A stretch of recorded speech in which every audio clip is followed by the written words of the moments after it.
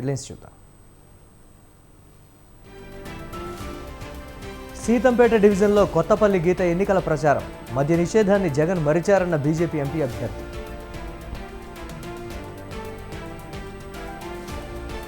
తిరుపతి జనసేన అభ్యర్థిపై భూమన అవినీతి ఆరోపణలు. 30 కోట్ల రూపాయలకు పవన్ టికెట్ అమ్మారన్న టీటీడీ చైర్మన్.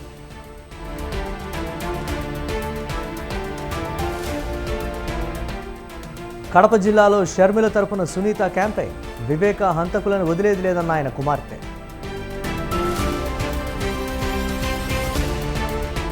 వరంగల్ ఎంజీఎం ఐసీయూలో పనిచేయని ఏసీలు. అల్లాడిపోతున్న పసికందులు, డాక్టర్లకు ఇబ్బందులు.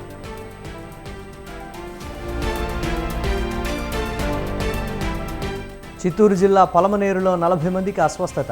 ఫంక్షన్లో మజ్జిగ తాగిన వారికి వాంతులు, విరేచనాలు.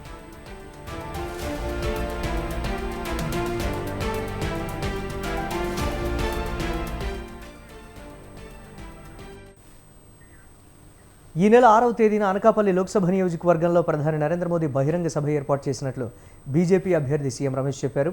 ఉమ్మడి అనకాపల్లి జిల్లా ఎమ్మెల్యేలు, ఉమ్మడి విశాఖ పార్లమెంటు, రాజమండ్రి పార్లమెంటరీ స్థానంలోని ఎమ్మెల్యేలు ప్రధాని మోదీ సభకు హాజరవుతారన్నారు. సుమారు 1,00,000 మంది ప్రజలు వస్తారని అంచనా వేస్తున్నామని సీఎం రమేష్ చెప్పారు. ప్రధాని మోదీ సభను విజయవంతం చేయాలని ప్రజలను సీఎం రమేష్ కోరారు.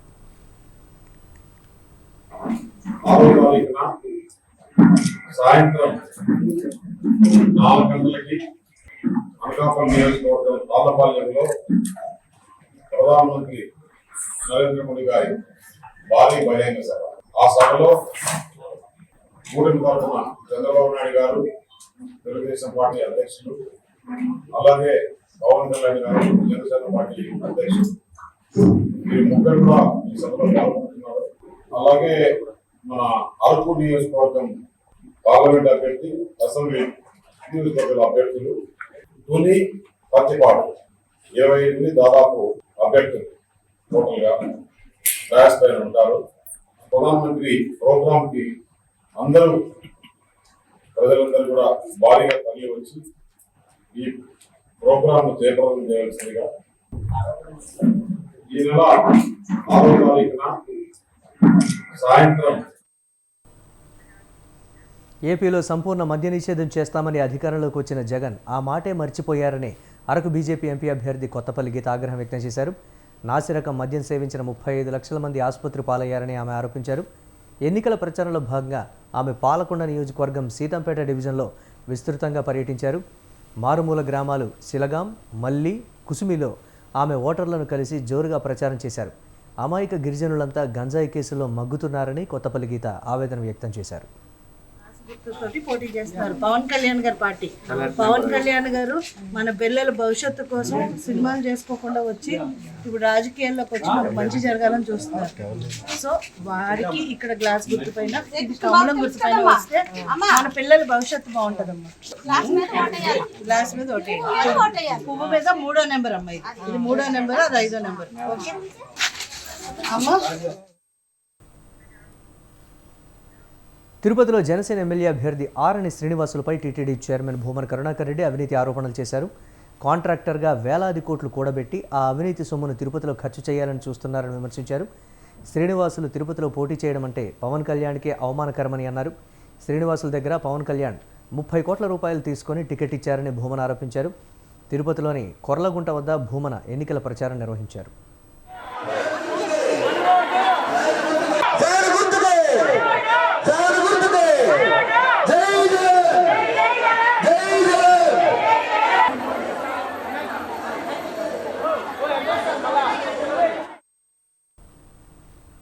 మిగిలిపోయిన గాజు గుర్తు మీద పోటీ చేస్తున్న తిరుపతి అసెంబ్లీ అభ్యర్థి, చిత్తూరు వాసి, తిరుపతితో ఏ సంబంధము లేనటువంటి వ్యక్తి, తిరుపతే నా ప్రాణం, శ్రీనివాసులు అడ్డా, తిరుపతి గడ్డ అని ప్రచారం చేసుకుంటున్నటువంటి వ్యక్తి చిత్తూరులో శాసనసభ్యునిగా సొగమూరు ఆకుపై చేసేసి దోపిడీ చేసి అక్కడ ఉన్నటువంటి వనరులంతటినీ కూడా కాజేసి ఈ శ్రీనివాసులకు ఓటేస్తే డిపాజిట్లు కూడా రావు అనేటువంటి ఆలోచనకు వచ్చి మా పార్టీ అతనికి టికెట్ ఇవ్వకపోతే తిరుపతి పవిత్రతను కాపాడుతాను అని మాయమాటలు చెబుతూ తనకు కావలసినటువంటి పత్రికలలో ప్రకటనలు ఇచ్చుకుంటూ పేజీలకు పేజీలు ఆయనంత నీతివంతుడే లేనట్టు మా అంత అవినీతి పరులే రానట్టు ప్రచారం చేసుకొని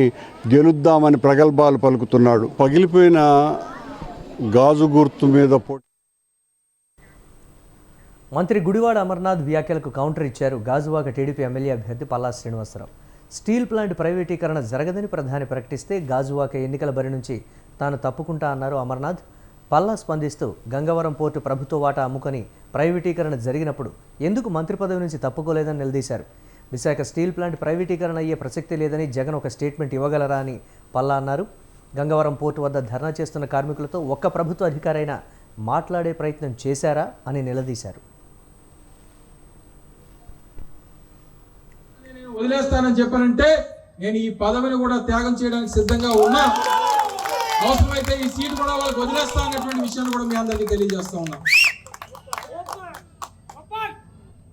ఎందుకంటే ఏమీ గొప్ప కాదు. ఎందుకంటే తాత తండ్రుల దగ్గర నుంచి అన్ని పదవులు చూస్తాం. నా తాత శాసనసభ్యుడు, నా తండ్రి శాసనసభ్యుడు, నా తండ్రి మంత్రి, నేను శాసనసభ్యుడు, నేను మంత్రిగా పనిచేశాను. ఎంతకన్నా మీ నుంచి కావాల్సింది ఇంకేం లేదు. నాకు దేనికంటే ఏది గొప్ప కాదు, పదవులు గొప్ప కాదు. ఇంకా బోల్డ్ వయసు ఉంది. ప్లాంట్ కన్నా ప్లాంట్ కాపాడుకునేటువంటి క్రమంలో నిజంగా వారు ముందుకు వస్తే దేనికైనా నేను సిద్ధం అనేటువంటి విషయాన్ని మీ అందరికీ సందర్భంగా తెలియజేస్తాను. ఒకవేళ ప్రైవేటైజేషన్ కి వ్యతిరేకంగా స్టేట్మెంట్ ఇస్తే నేను ఇంట్లో బరిలో దిగి మారిపోతాను అంటున్నారు కదా. మరి గంగవరం పోర్టు ప్రైవేటైజేషన్ చేసినప్పుడు ఈ ఆలోచన లేదా? గంగవరం పోర్టు రాష్ట్ర ప్రభుత్వం వాటా అమ్మేసేటప్పుడు ఏం చేస్తున్నారు? ఏదో కలబొల్లు మాటలు చెప్తే ప్రజలు నమ్మే స్థితిలో లేరు. అందుకే సేలం స్టీల్ ఎలాగ ఆపగలుగుతున్నారు? రాష్ట్ర ప్రభుత్వాలు ఆపగలుగుతున్నారు. ముందు మీ ముఖ్యమంత్రిని ఆ స్టేట్మెంట్ ఇమ్మనండి. కనుక ఇవన్నీ కూడా ఏదో ఎలక్షన్ లో చేసేటువంటి డ్రామాలు. కానీ ఈరోజు ప్రజలు ఎవరు కూడా వైసీపీ నమ్మే పరిస్థితి లేదు. ముందు మీరు ఏమైనా మాట్లాడదలుచుకుంటే మీ ప్రభుత్వంలో ఎందుకు రాష్ట్ర ప్రభుత్వ వాటాని అమ్మారు 10.4, దానికి సమాధానం చెప్పండి. దానికి ముందు సమాధానం చెప్పి అప్పుడు వెళ్ళండి. మీరు ఈరోజు కార్మికులు అక్కడ గంగవరం పోర్టు దగ్గర ధర్నా చేస్తున్నారు. అలాగా ఒక ప్రభుత్వ అధికారి వెళ్ళి మాట్లాడారా? అదే ప్రభుత్వం మాట ఉంటే వెళ్ళి మాట్లాడుండేవాడు కదా. కనుక ఇలాంటి కలబోలు మాటలు చెప్పినా వైజాగ్ ప్రజలు, ముఖ్యంగా గాజువాక నియోజక ప్రజలు ఎవరు నమ్మరని చెప్పి తెలియజేస్తారు. వివేకానందరెడ్డిని హత్య చేసిన వారిని వదిలే ప్రసక్తి లేదని ఆయన కుమార్తె వైఎస్ సునీత స్పష్టం చేశారు. కడప జిల్లా కొండాపురంలో ఆమె రోడ్ షో నిర్వహించారు. కడప కాంగ్రెస్ ఎంపీ అభ్యర్థి వైఎస్ షర్మిల, జమ్మలమడుగు ఎమ్మెల్యే అభ్యర్థి బ్రహ్మానందరెడ్డి తరపున ఆమె ప్రచారం చేశారు. రాజశేఖర రెడ్డి బ్రతికున్నప్పుడు వివేకాను హత్య చేసి ఉంటే వారిని ఆయన వదిలిపెట్టేవారా అని ప్రశ్నించారు. 13న జరిగే ఎన్నికల్లో 2 ఓట్లను కాంగ్రెస్ క్విజ్ గెలిపిస్తే నిందితులకు శిక్ష పడేలా చర్యలు తీసుకోవచ్చని సునీత తెలిపారు. రాజశేఖర రెడ్డి గారి తమ్ముని వివేకానందరెడ్డికి న్యాయం జరగాలి అని 5 సంవత్సరాలుగా నేను పోరాడుతుంటే న్యాయం దొరకట్లేదు. ఇక్కడ ముంపు ప్రాంతంలో మనకి నష్టపరిహారము రాలేదు అని మీరు కోరుతున్నారు. సొంత చిన్నానకే న్యాయం జరుగుతుంటే మీకు ఎట్లా న్యాయం చేస్తారండి? ఆలోచించండి. సొంత చిన్నానకే న్యాయం జరగలేదు. ఇక్కడ మనకు న్యాయం జరుగుతుందా? మనకు నమ్మకం ఉందా? ఆ నమ్మకం మళ్ళీ మనకు రావాలంటే మనకి న్యాయం జరగాలి. మనకు పోరాడే మనిషి కావాలి. రాజశేఖర రెడ్డి గారు, వివేకానంద రెడ్డి గారు ఇద్దరు మనకి ఇంట్లో ఏం అన్యాయం జరిగినా, మన ఊర్లో ఏం అన్యాయం జరిగినా పలికే మనుషులు, ఎవరితో మాట్లాడాలన్నా లేని మనుషులు, అంత బాగా మనకు అన్యోన్యంగా ఉండి మనం అభిమానించే మనుషులు. ఈ రోజు రాజశేఖర రెడ్డి గారు ఉంటే వివేకానంద రెడ్డి గారికి ఇంత అన్యాయం జరిగింది సహించేవాడా? మన ఓటు హక్కును వినియోగించుకొని వాళ్ళకు న్యాయం జరిపించవచ్చు. హస్తం గుర్తుకు ఓటేసి న్యాయాన్ని గెలిపించండి. రాజశేఖర రెడ్డి గారికి, వివేకానంద రెడ్డి గారికి న్యాయం జరిపించండి. పిల్లలను అఖండ మెజారిటీతో గెలిపించి ఆ రాజశేఖర రెడ్డి గారి తమ్ముని. ఏలూరు జిల్లా చింతలపూడి మండలం రేచర్లలో చింతలపూడి నియోజకవర్గ ఉమ్మడి ఎమ్మెల్యే అభ్యర్థి సొంగ రోషన్ కుమార్ ఎన్నికల ప్రచారం నిర్వహించారు. రోషన్ కుమార్కు మద్దతుగా మాజీ మంత్రి పితాని సత్యనారాయణ పాల్గొన్నారు. దారి పొడవునా ఆడపడుచులు నృత్యాలతో ఘనస్వాగతం పలికారు. ఈ కార్యక్రమంలో మాజీ చైర్మన్ జగ్గవరపు ముత్తారెడ్డి, జనసేన మండల అధ్యక్షులు మధుబాబు, ఉమ్మడి పార్టీల నాయకులు, కార్యకర్తలు, యువత భారీ సంఖ్యలో పాల్గొన్నారు. కూటమి అభ్యర్థులు గెలిపించమని కోరుకుంటా ఉన్నాం. అదే రకంగా 25 పార్లమెంటు నియోజకవర్గాల్లో ఇటు భారతీయ జనతా పార్టీ అభ్యర్థిగా కమల గుర్తుకి, జనసేన అభ్యర్థిగా క్లాస్ గుర్తుకి, అట్లాగనే తెలుగుదేశం పార్టీ అభ్యర్థిగా ఉన్న సైకిల్ గుర్తు ఓటేయమని, అరాచక రాజకీయాలతోటి అంధకారంలో ఉన్న ఆంధ్రప్రదేశ్ రాష్ట్రాన్ని కాపాడడంలో ప్రజాస్వామ్యవాదులందరూ కూడా ఈ ఉమ్మడి అభ్యర్థులకి ఓటేయమని చెప్పడానికి ప్రత్యేకంగా అభ్యర్థిస్తున్నాం. ఈనాడు చింతపూడి నియోజకవర్గంలో రోషన్ యొక్క నియోజకవర్గంలో మద్దతు పలకడానికి ఇక్కడ ఉండే ప్రజలను ఉద్దేశించి తెలుగుదేశం పార్టీ, జనసేన, భారతీయ జనతా కూటమి అభ్యర్థిగా రోషన్ గారు ఇక్కడ పోటీలో ఉన్నారు. ఓటేసి జహీరాబాద్, నిజామాబాద్ పార్లమెంటరీ స్థానాల్లో బీజేపీ 1,00,000 ఓట్ల చొప్పున మెజారిటీతో ఘన విజయం సాధిస్తుందని ఆ పార్టీ నేత ప్రభారి ప్రసాద్ పటేల్ ధీమాగా చెప్పారు. కామారెడ్డి జిల్లా జుక్కల్ మండల కేంద్రంలో ఆయన మీడియా సమావేశంలో మాట్లాడారు. ప్రజల్లో కాంగ్రెస్ పార్టీ నాయకులు అసత్య ప్రచారం చేస్తున్నారని ప్రసాద్ పటేల్ ఆరోపించారు. ప్రభారీగా ఉండడం జరిగింది. చాలా అద్భుతంగా ఉంది. ఇక్కడ ఓటర్స్ అంతా కూడా బీబీ పటేల్ గారి నాయకత్వాన్ని వర్ధిల్లాలి, నరేంద్ర మోడీ గారి నాయకత్వం వర్ధిల్లాలి అని చెప్పేసి ఇక్కడ నిర్ణయం చేయడం. మేము గ్రామాన తిరుగుతుంటే అద్భుతమైన వాతావరణం కనబడుతుంది. ఇక్కడున్న ప్రజలు జహీరాబాద్ పార్లమెంటుని 1,00,000 మెజార్టీ ఇస్తారని చెప్పేసి మేము ఆశాభావం వ్యక్తం చేయడం జరుగుతుంది. అదేవిధంగా మీరు ఇందాక అడిగారు, నిజామాబాద్కి సంబంధించిన విషయం కావచ్చు, మెదక్కి సంబంధించిన విషయం కావచ్చు. నిజామాబాద్లో మా ఎంపీ ధరంపూరి అరవింద్ గారు కూడా అద్భుతంగా పనిచేస్తారు. వారు కూడా భారీ మెజార్టీతోటి గెలుస్తారని చెప్పేసి మేము ఆశాభావం వ్యక్తం చేస్తున్నాం. ఖచ్చితంగా ఇక్కడున్న తెలంగాణలో 10 నుంచి 12 సీట్లు మేము గెలవబోతున్నాము. అది ఖచ్చితంగా గెలిచి తీరుతాం. జూకల్ ప్రభారీగా మంచిర్యాల జిల్లా తాండూరులోని పలు గ్రామాల్లో పెద్దపల్లి ఎంపీ అభ్యర్థి గడ్డం వంశీకృష్ణ, ఎమ్మెల్యే వినోద్ ఎన్నికల ప్రచారం నిర్వహించారు.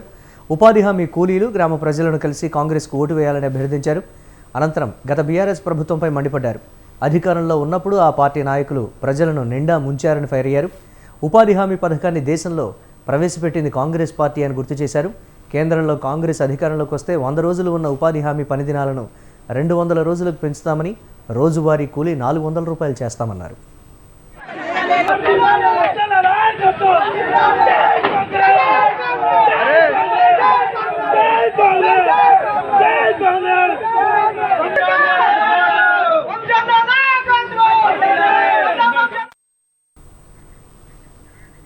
ప్రజల గడప వద్దకే ముఖ్యమంత్రి వైఎస్ జగన్ పరిపాలనను తీసుకువెళ్లారని తిరుపతి నగర మేయర్ డాక్టర్ శిరీష అన్నారు.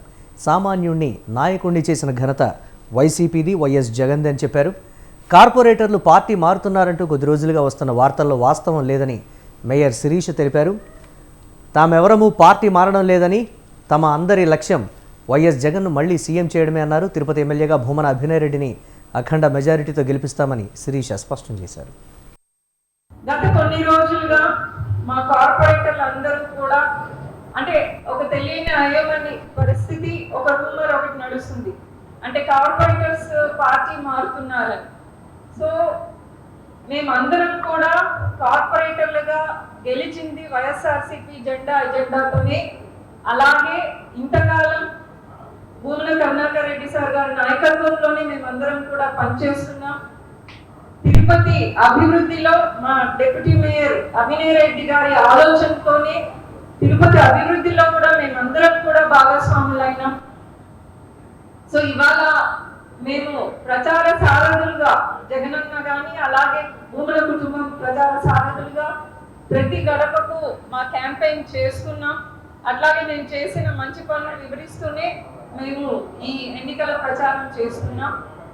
అట్లాగే ఇవాళ మాలో ఒకరైన కార్పొరేటర్ అభినయ్ రెడ్డి గారు, మా డిప్యూటీ మేయర్ గారు వైఎస్ఆర్సీపీ తరఫున ఎమ్మెల్యే అభ్యర్థిగా ఇవాళ జగనన్న ప్రకటించిన తర్వాత మాకందరికీ ఉన్న ఒకే ఒక లక్ష్యం ఆయన్ని అఖండ మెజారిటీతో గెలిపించుకోవడం. ఎన్టీఆర్ జిల్లా మైలవరం అసెంబ్లీ నియోజకవర్గంలో వైసీపీ నుంచి తెలుగుదేశం పార్టీలోకి వలసలు కొనసాగుతున్నాయి. రెడ్డిగూడెం మండలం శ్రీరాంపురానికి చెందిన వైసీపీ నాయకులు, కార్యకర్తలు టీడీపీలో చేరారు. మైలవరం కూటమి అభ్యర్థి వసంతకృష్ణ ప్రసాద్ వారికి పార్టీ కండువాలు కప్పి టీడీపీలోకి ఆహ్వానించారు. శ్రీరాంపురానికి చెందిన అల్లూరి నాగేశ్వరరావు, సొసైటీ మాజీ అధ్యక్షులు పూర్ణచంద్రరావు, అల్లూరి రామకృష్ణ ప్రసాద్ తదితరులు టీడీపీ తీర్థం పుచ్చుకున్నారు.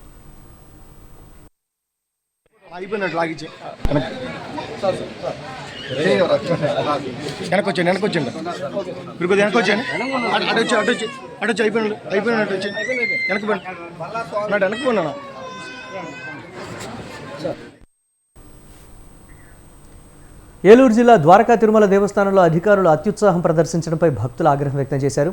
స్వామివారి హారతి కార్యక్రమానికి స్థానిక భక్తులను ఆలయ సిబ్బంది అనుమతించలేదు. సిబ్బంది తీరుతో ఈవో ఇంటి ముందు స్థానిక భక్తులు ఆందోళన చేపట్టారు. ఈవో డౌన్ డౌన్ అంటూ నినాదాలు చేశారు. సెక్యూరిటీ కారణాల నెపంతో కావాలనే భక్తులకు భగవంతుడిని దూరం చేస్తున్నారని స్థానికులు తీవ్రస్థాయిలో మండిపడ్డారు.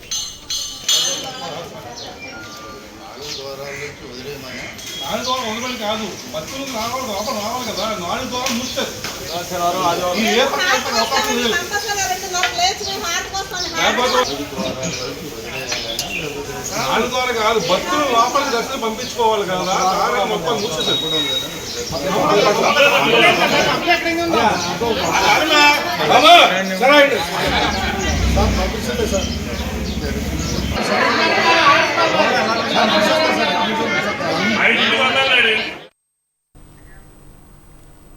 వరంగల్ ఎంజీఎం ఆసుపత్రిలో రోగులకు ఇబ్బందులు తప్పడం లేదు. పీడియాట్రిక్ కేర్ యూనిట్, ఐసీయూ, హెచ్డియూ, అత్యవసర పిల్లల విభాగంలో ఏసీలు పనిచేయక పసికందులు ఉక్కిరిబిక్కిరవుతున్నారు.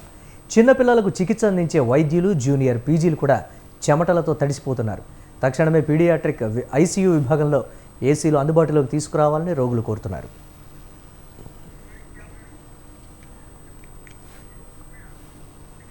చిత్తూరు జిల్లా పలమనేరులో అనూహ్య సంఘటన జరిగింది. ప్యాకెట్లలోని మజ్జిగ తాగి 40 మంది అస్వస్థులయ్యారు. వారిని చికిత్స కోసం వెంటనే ప్రభుత్వ ఆసుపత్రికి తరలించారు. గంగవరం మండలం నల్లసానపల్లికి చెందిన 40 మంది మజ్జిగ తాగి ఇబ్బంది పడ్డారు. నల్లసానపల్లిలో జరిగిన శారీ ఫంక్షన్కు హాజరైన వారికి టీ, మజ్జిగ అందించారు. మజ్జిగ తాగిన వారికి వాంతులు, విరేచనాలయ్యాయి. దీంతో బాధితులను పలమనేరు ఏరియా ఆసుపత్రికి తరలించారు. డాక్టర్లు వారికి వైద్యం అందించారు. కాలం చెల్లిన పెరుగు వల్లే ఇలా జరిగిందని బంధువులు ఆరోపించారు.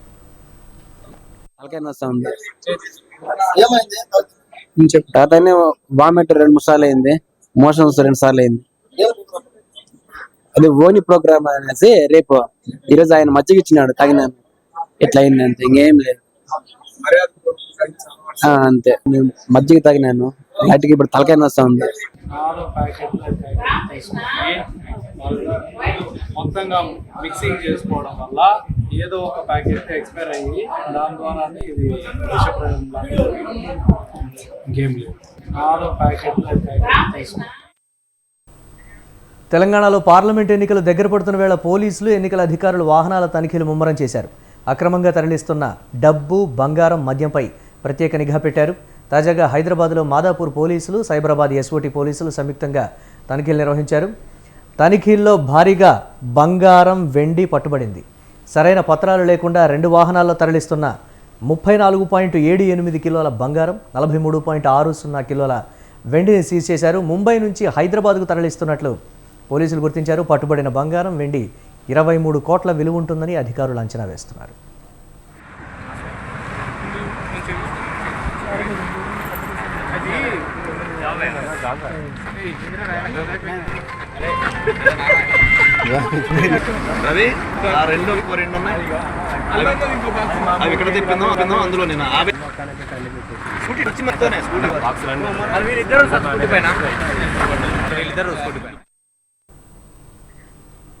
ఇవి జిల్లా డైరీ అప్డేట్స్. కీప్ వాచింగ్ స్వతంత్ర.